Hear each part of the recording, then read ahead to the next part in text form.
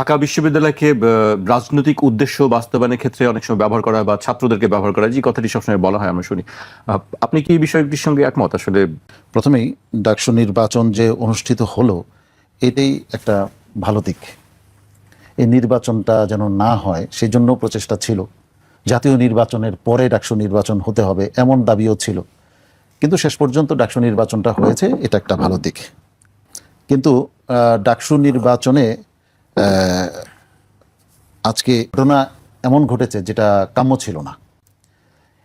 এতগুলো আতসী কাচের নিচে সারা দেশের মিডিয়া যেখানে একত্রিত, তার মধ্যেও নির্বাচনকে নিজেদের পক্ষে নিয়ে যাওয়ার জন্য যে আপ্রাণ প্রচেষ্টা একটি ছাত্র সংগঠনের আমরা তা দেখলাম, এবং সেই ছাত্র সংগঠনের সহযোগী হিসাবে বিশ্ববিদ্যালয়ের শিক্ষক এবং কর্মকর্তারা পর্যন্ত এর সাথে যুক্ত হলেন, যেটা খুবই ন্যাক্কারজনক।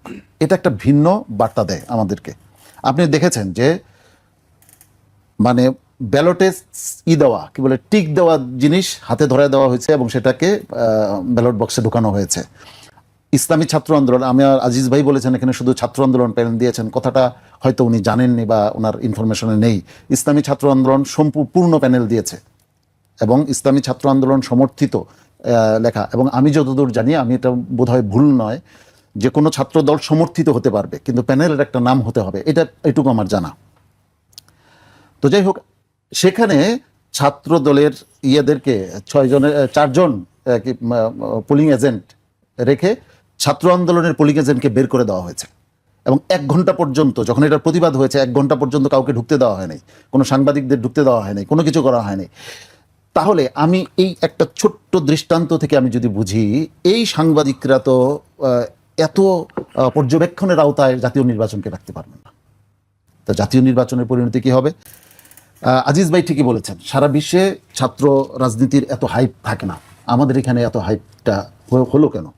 এর পেছনে, এবং ছাত্র, আপনি যে প্রশ্নটা করলেন যে ঢাকা বিশ্ববিদ্যালয়কে বা বিশ্ববিদ্যালয়ের ছাত্রদেরকে ব্যবহার করা হয় রাজনৈতিক উদ্দেশ্যে ব্যবহার করা হয়, আমি আরো এটাকে যদি একদম কি ভাষায় বলবো, একেবারে খোলামেলা ভাষায় বলতে চাই, লাঠিয়াল হিসাবে ব্যবহার করা হয়। এটা আমরা দেখেছি। এটা ছাত্রদের দোষ না, এটা হচ্ছে এই ছাত্র রাজনীতি যারা পরিচালনা করে, এই ছাত্র রাজনীতির মূলে যারা, মানে এদেশের রাজনৈতিক দলগুলি হচ্ছে এর জন্য দায়ী। রাজনৈতিক দলগুলোর মধ্যে যে সংকটের মানে সূচনা হয়েছে, যে সংকট গাঢ় হয়েছে রাজনৈতিক দলগুলোতে, তার প্রভাব আমরা দেখি ছাত্র রাজনীতিতে। মোট কথায় আমাদের দেশে যে রাজনৈতিক ধারাবাহিকতা চলছে, এই রাজনৈতিক ধারাবাহিকতায় এরকমই প্রত্যাশিত, এটাই প্রত্যাশিত যে ছাত্র রাজনীতি এমনই হবে। ভোগবাদী রাজনীতি, ক্ষমতাকেন্দ্রিক রাজনীতি মানুষকে মুক্তি দিতে পারে না, এবং ছাত্র সমাজকেও মুক্তি দিতে পারে না, ছাত্র সমাজকে লাঠিয়াল বানায়।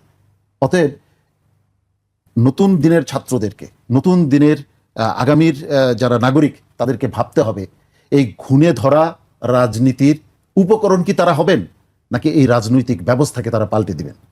এটাই আমার মনে হয় এখন সিদ্ধান্ত গ্রহণের সময়। আমি শুধু এতটুকু বলতে চাই যে এই ডাকসু নির্বাচনের কারণে, ফলাফলের কারণে হিসাব নিকাশ বদলে যেতে পারে কিনা। আপনি ঠিকই বলেছেন, রাজনীতির হিসাব নিকাশ পাল্টে যাবে। অনেকে অনেকভাবে হিসাব করছেন যে 24-এর আগের মতো করে আগের ক্যালকুলেটর দিয়ে হিসাব করেছেন, কিন্তু ক্যালকুলেটর যে পরিবর্তন হয়ে গেছে, হিসাবের মানদণ্ড যে পরিবর্তন হয়ে গেছে, এটা অনেকেই জানেন না।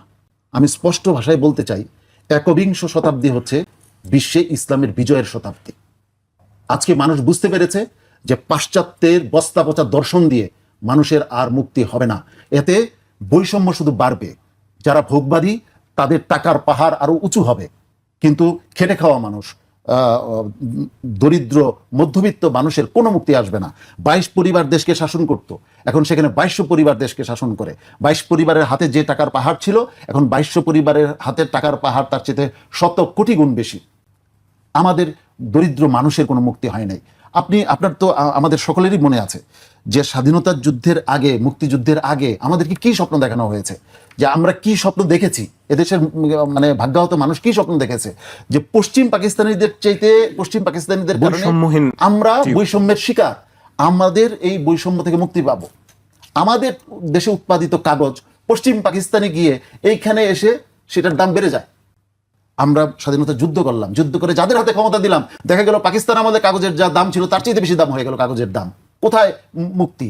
অতএব বোঝা গেল মুক্তি শুধু চেয়ার বদলের মধ্যে নয়, মুক্তি শুধু মানচিত্র বদলের মধ্যে নয়, মুক্তি শুধু পতাকা বদলের মধ্যে নয়, মুক্তি হলো আদর্শ বদলের মধ্যে। নীতি এবং আদর্শ যদি আমরা বদলাতে না পারি তাহলে আমাদের মুক্তি আসবে না। পাশ্চাত্যের এই